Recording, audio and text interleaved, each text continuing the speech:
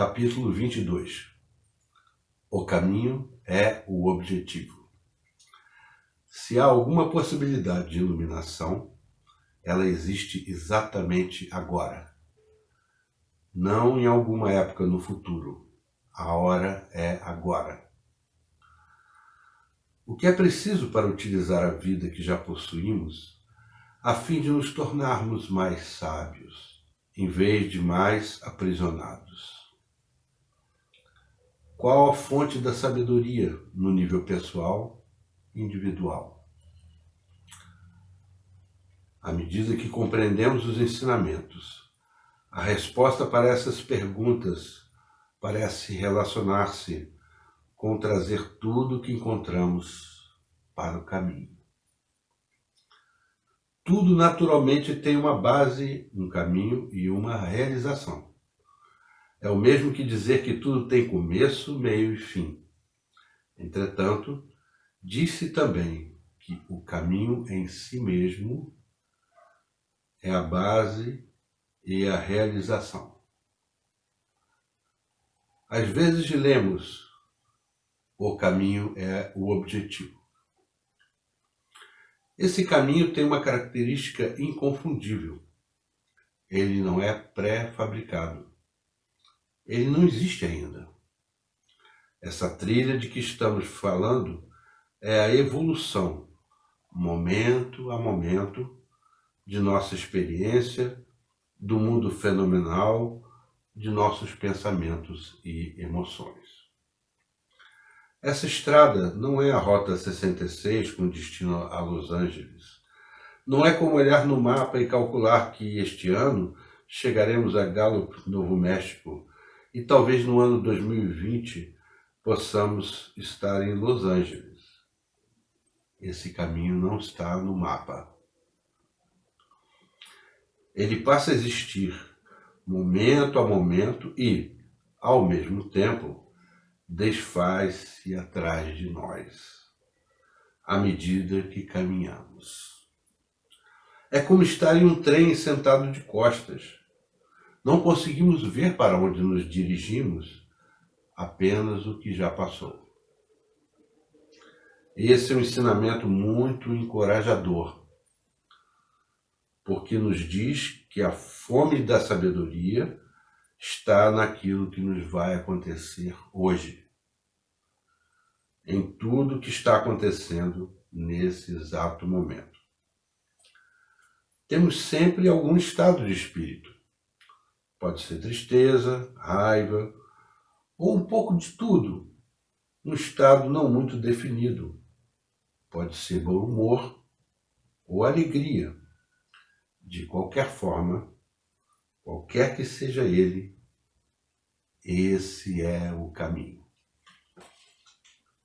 Quando algo nos fere, normalmente não pensamos que essa situação possa ser nosso caminho ou uma fonte de sabedoria.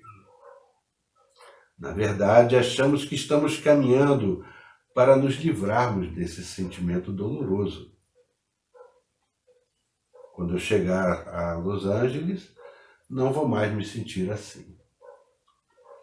Com a atitude de querer se livrar do sentimento, ingenuamente alimentamos uma sutil agressão contra nós mesmos. Entretanto, qualquer um que tenha usado os momentos, dias e anos de sua vida para se tornar mais sábio, bondoso e mais à vontade no mundo, aprendeu com o que acabou de acontecer. Podemos desejar ser bondosos agora, relaxar e abrir nosso coração e mente para o que está diante de nós nesse momento. A hora é agora. Se há alguma possibilidade de iluminação, ela existe exatamente agora, não em alguma época no futuro. A hora é agora. E agora é a única hora. Como nos relacionamos com ela é que cria o futuro. Em outras palavras, só pretendemos estar mais alegres no futuro porque existe esforço e desejo de estar alegre no presente. O que fizemos tem efeito cumulativo. O futuro é resultado de nossas atitudes atuais. Quando nos encontramos no meio da confusão, não precisamos nos sentir culpados. Em vez disso, podemos considerar que a maneira pela qual nos relacionamos com essa confusão representa lançar as sementes do que faremos com o que vier em seguida. Podemos nos tornar infelizes ou fortes. A quantidade de energia empregada é a mesma. Exatamente agora, estamos criando nosso estado mental de amanhã, desta tarde, da próxima semana, do próximo ano ou de todos os anos de nossa vida. Às vezes, encontramos alguém que parece sentir um grande bem-estar e pensamos em como é possível conseguir isso. Gostaríamos de nos sentir da mesma forma. Esse bem-estar, frequentemente, é o resultado de ter sido corajoso o bastante para estar plenamente vivo e desperto em cada momento da vida, mesmo naqueles tempos em que não há alegria, nas horas sombrias, nos períodos em que as nuvens encobrem o sol. Usando nossa boa disposição, podemos nos relacionar diretamente com o que está acontecendo, com precisão e delicadeza. Isso cria alegria e relaxamento fundamentais. Quando compreendemos que o caminho é o objetivo, surge uma sensação de viabilidade. Trungpa Rinpoche disse: tudo que surge na mente confusa é visto como caminho. Tudo pode ser trabalhado. Essa é uma declaração destemida. É o rugido do leão. Tudo que surge em nossa mente confusa pode ser visto como caminho. É possível trabalhar com tudo. Quando nos vemos no que nos parece ser uma situação ruim ou dolorosa e pensamos, bem, como é que isso pode ser a iluminação? Devemos apenas ter em mente a ideia de caminho, a noção de que aquilo que parece indesejável não nos fará fatalmente adormecer nem desencadeará nossas reações habituais. Podemos permitir que nos mostre o estágio em que estamos e que nos lembre de que os ensinamentos encorajam a precisão e a suavidade, a bondade amorosa em todos os momentos. Quando vivemos assim, sentimos frequentemente, talvez continuamente, que estamos diante de uma encruzilhada, sem nunca saber o que temos pela frente. Viver assim é viver na insegurança. Muitas vezes ficamos presos a um dilema. O que devo fazer com o fato de alguém estar muito aborrecido comigo? O que fazer com a raiva que sinto por alguém? Basicamente, a instrução diz para não tentar resolver o problema, mas permitir que essa exata situação nos desperte ainda mais. Em vez de ficarmos amortecidos pela ignorância. Podemos aproveitar as situações difíceis como estímulo para dar um salto, para avançar na direção da ambiguidade. Esses ensinamentos aplicam-se às mais terríveis situações que a vida pode jogar em cima de nós. Jean-Paul Sartre dizia que há duas maneiras de se dirigir para a câmara de gás: livre ou não livre. Essa é a nossa escolha a cada momento. Como nos relacionamos com as situações? Ficamos amargurados ou temos abertura? É por isso que dizemos que tudo que acontece pode ser visto como caminho, e todas as coisas, não apenas algumas, podem ser trabalhadas. Esse ensinamento é uma declaração destemida do que é possível para pessoas comuns, como eu e você. Vivemos tempos difíceis. Vemos a grande possibilidade de que essas condições fiquem ainda piores. Trungpa Rinpoche deixou muitos ensinamentos que se relacionam com elevar nossa sociedade.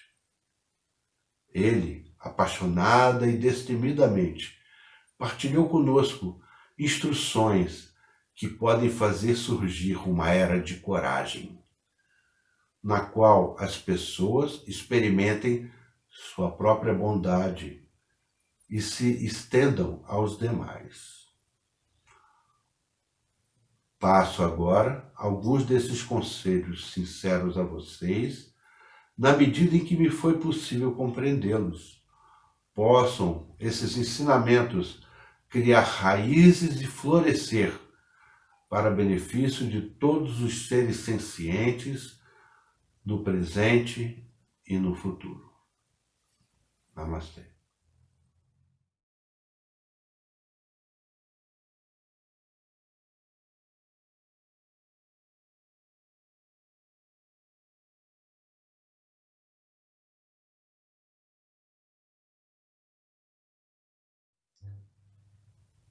Alguns comentários acerca desse texto maravilhoso, muito denso, mas com muitas informações importantes, né?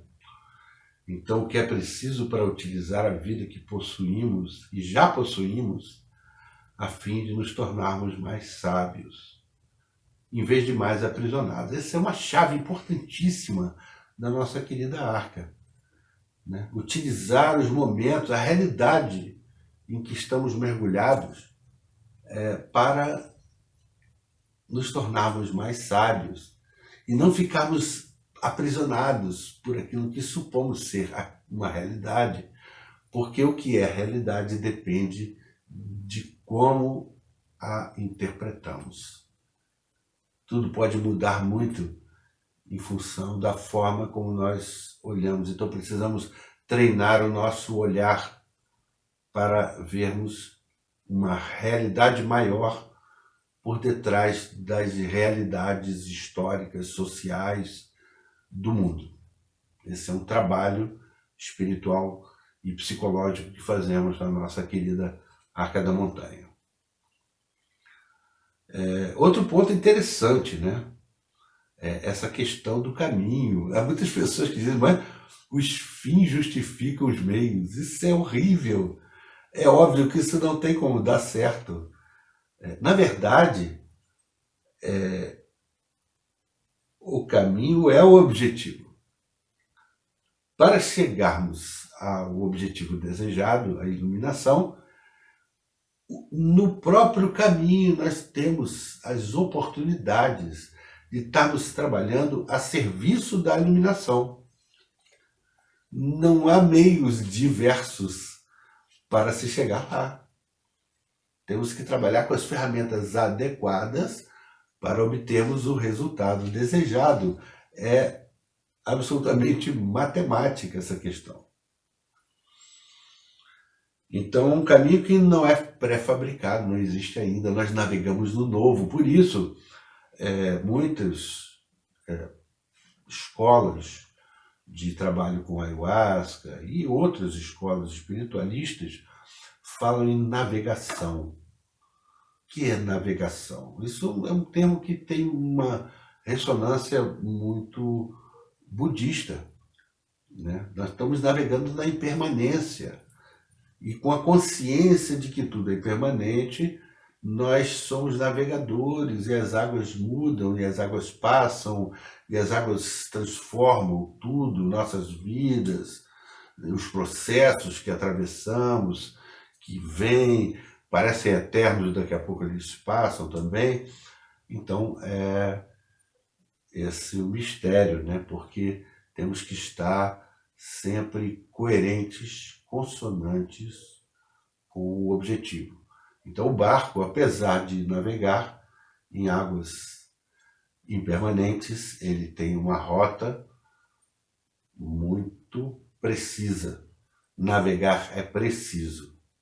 A vida não é precisa, mas a navegação precisa ter uma rota muito precisa e exata. Então é muito interessante também esse texto, né? Porque vamos falar de uma situação, não vemos o que está à frente, estamos num trem, sabemos do passado e do presente. Temos que estar inteiros no presente.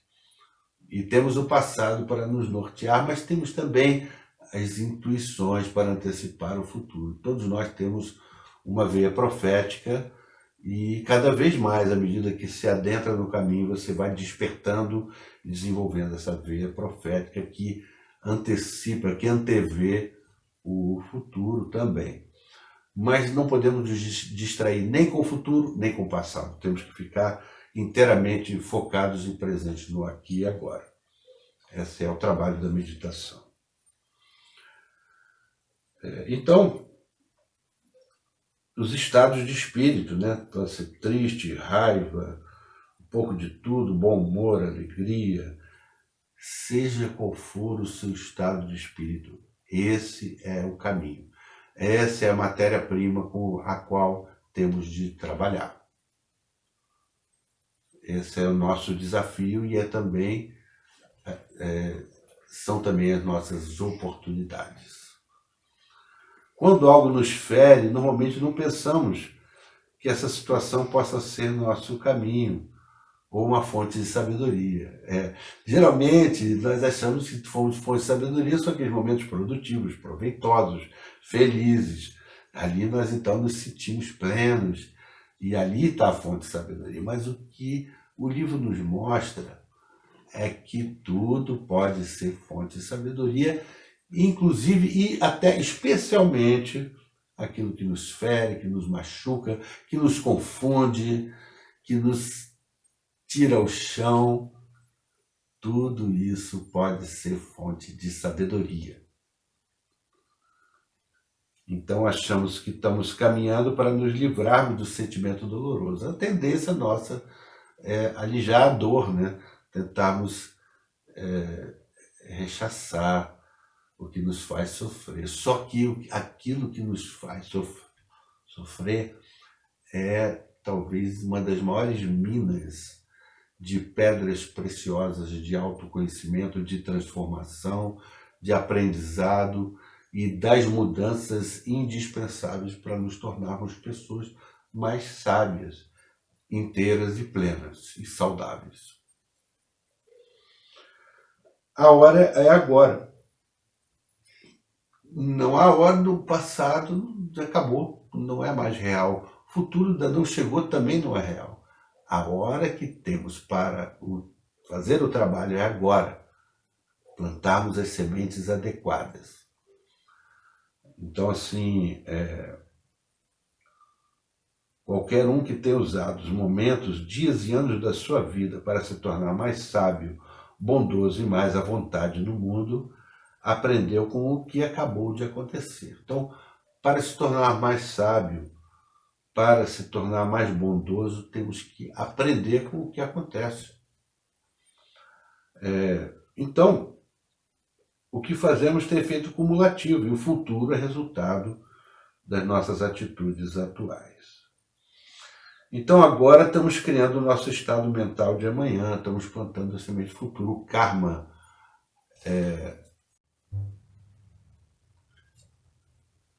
Ela estava falando do karma acumulado, karma de formação, ela estava falando especificamente do karma em formação.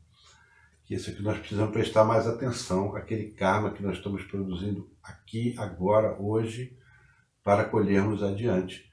Essa é a dimensão livre que temos, nossa vida psicológica, espiritual, e na qual podemos ter maior assim, poder, temos mais acesso e oportunidade de mudança. Aí ela vai falar de que muitas vezes esse bem-estar, né, que nós podemos passar é o resultado de ter sido corajoso bastante para estar plenamente vivo e desperto em cada momento da vida, mesmo naqueles tempos em que não há alegria, nas horas sombrias, nos períodos em que as nuvens encobrem o sol, né? Nós temos assim muita dificuldade de lidar com a realidade como ela é, as coisas como elas são, as pessoas como elas são, né? Qualquer frustração, quando as coisas não correm como queremos, nós ficamos, enfim, impacientes, irritados, incomodados, e isso, esses são obstáculos a que possamos extrair sabedoria de cada situação, como ela se manifesta, né? Da maneira como ela se apresenta, das pessoas com suas limitações e possibilidades, e podemos extrair o máximo de cada situação que nos acontece, né? Aí ela diz, usando nossa boa disposição, podemos nos relacionar diretamente com o que está acontecendo com precisão e delicadeza.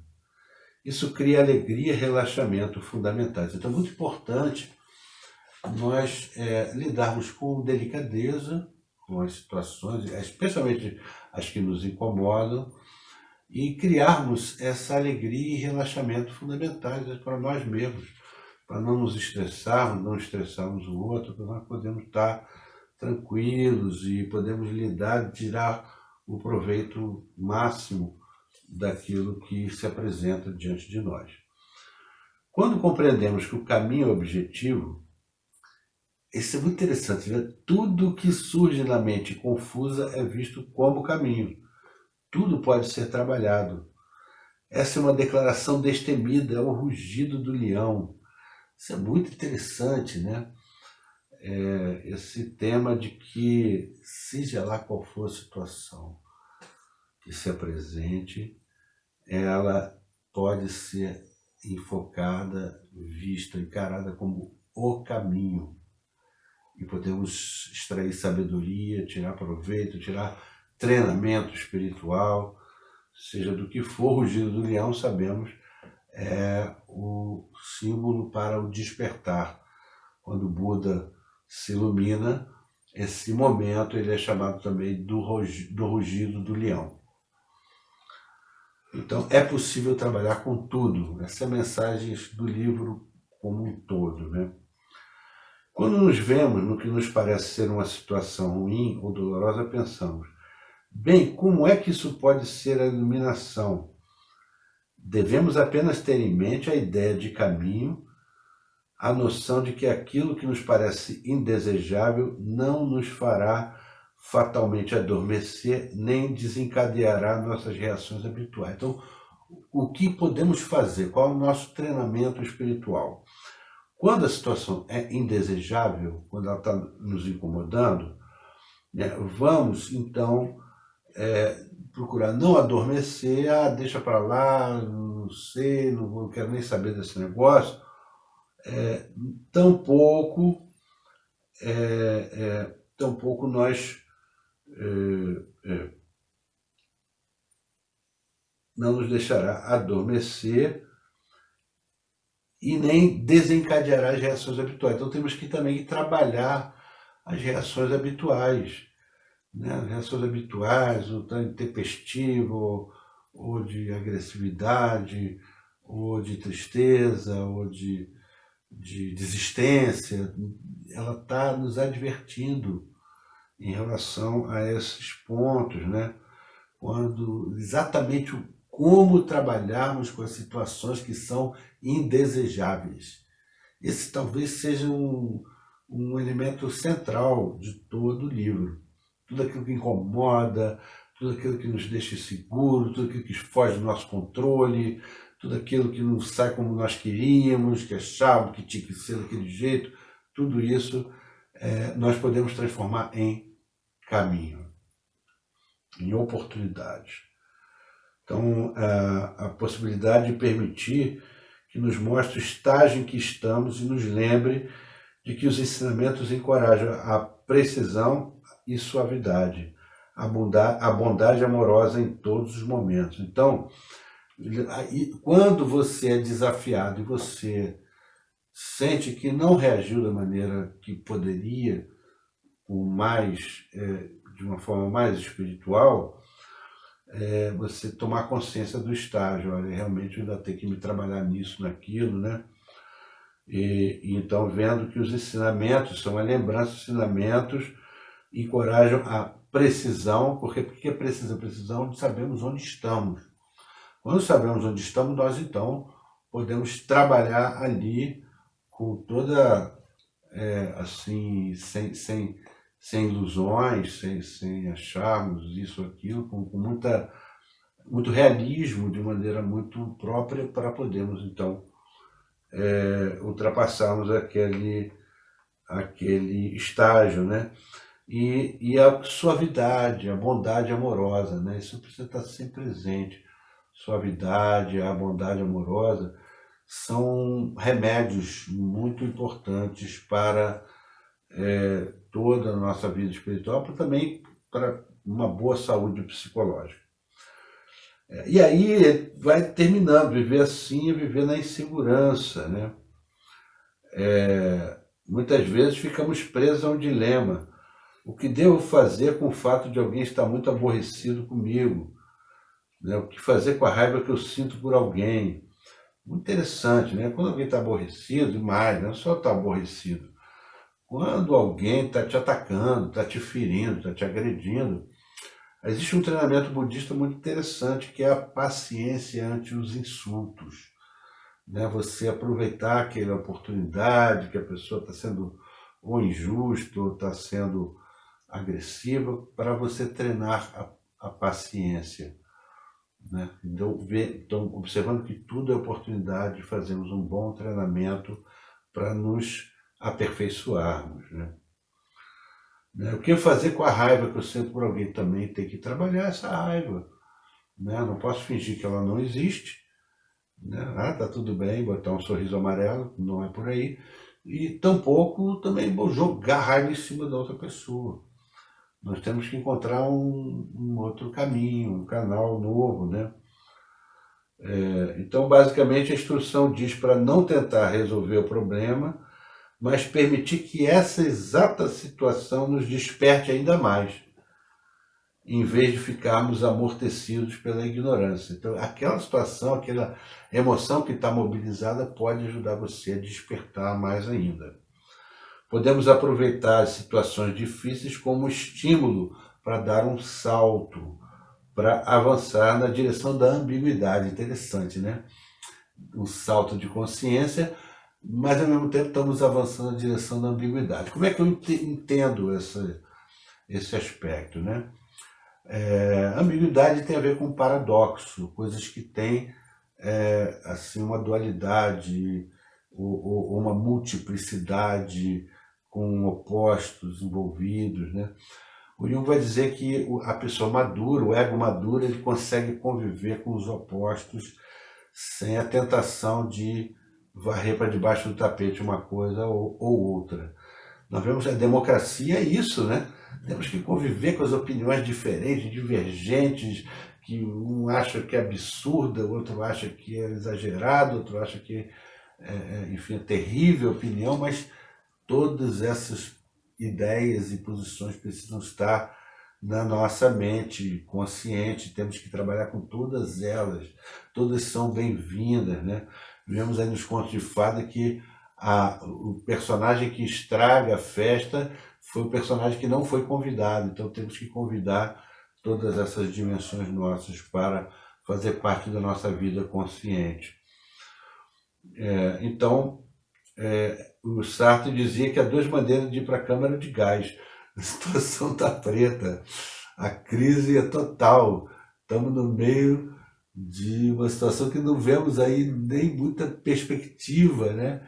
Então, sabemos exatamente, nós estamos passando por uma situação que está nos ensinando muito sobre isso. E duas maneiras de você ir para a câmara de gás: livre ou não livre. Né? O que ela quer dizer com isso? É uma escolha nossa a cada momento. Como nos relacionamos com as situações? Vamos ficar amargurados ou vamos ter abertura? Você pode ir ali deprimido, arrasado, né? Vendo aquele filme A Vida é Bela, com uma situação assim, de limite, de situação terrível. Pode ser lidar de uma maneira leve, como um jogo, como uma brincadeira, e ajudar a pessoa a não ficar traumatizada. Isso é um trabalho que temos que fazer conosco também. Né? Senão você vai ficar traumatizado. Cada vez que você se identifica muito, você empodera muito aquela situação lá fora que frustra, que contraria, você também está correndo de ficar traumatizado, ficar frustrado. Isso vai gerar mais raiva, enfim, tudo isso vai se potencializar. Né? Então, tudo que acontece pode ser visto como caminho, e todas as coisas, não apenas algumas, podem ser trabalhadas. Então, tudo é material. O alquimista, tudo é matéria-prima. Né? Esse ensinamento é uma declaração destemida de uma coisa que é possível para pessoas comuns. Você não é uma coisa para iluminados, seres fantásticos, pessoas muito especiais. Não, isso é um treinamento que nós todos, pessoas comuns, simples, podemos fazer para melhorarmos aí a nossa forma de ver o mundo e termos mais saúde mental e espiritual. E vivemos em tempos difíceis, a grande possibilidade que essas condições fiquem ainda piores, falando do momento aqui, né? Trungpa Rinpoche deixou muitos ensinamentos que se relacionam com elevar a nossa sociedade. Shugyen Trungpa, ele tem um livro sobre Shambhala, como seria uma sociedade iluminada.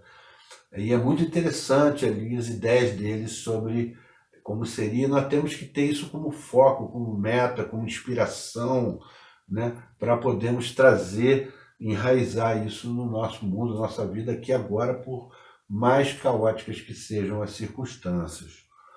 Né? Então, ele, apaixonado e destemidamente, partilhou conosco instruções que podem fazer surgir uma era de coragem na qual as pessoas experimentam a sua própria bondade e se estendam aos demais. Então, uma coisa interessante, na psicologia budista, diferente da psicologia mais assim tradicional, científica, a ideia é que a nossa natureza mais essencial é uma bondade fundamental. Poderemos traçar aí em várias religiões, várias tradições, essa ideia, né, do Cristo interior, o Buda em nós, né, aquela semente para o despertar, que é a nossa primeira e última identidade. Então isso é muito interessante, porque é uma era de coragem na qual possamos experimentar nossa própria bondade, essa bondade que é a nossa natureza última e primeira. Né? Nós precisamos trabalhar para despertar nossa bondade. Um bom coração é a maior proteção. Não tem amuleto, patuá, acender vela, reza, nada que seja mais poderoso do que um bom coração para blindar a alma e a espiritualidade e a luz de uma pessoa, a boa consciência de uma pessoa.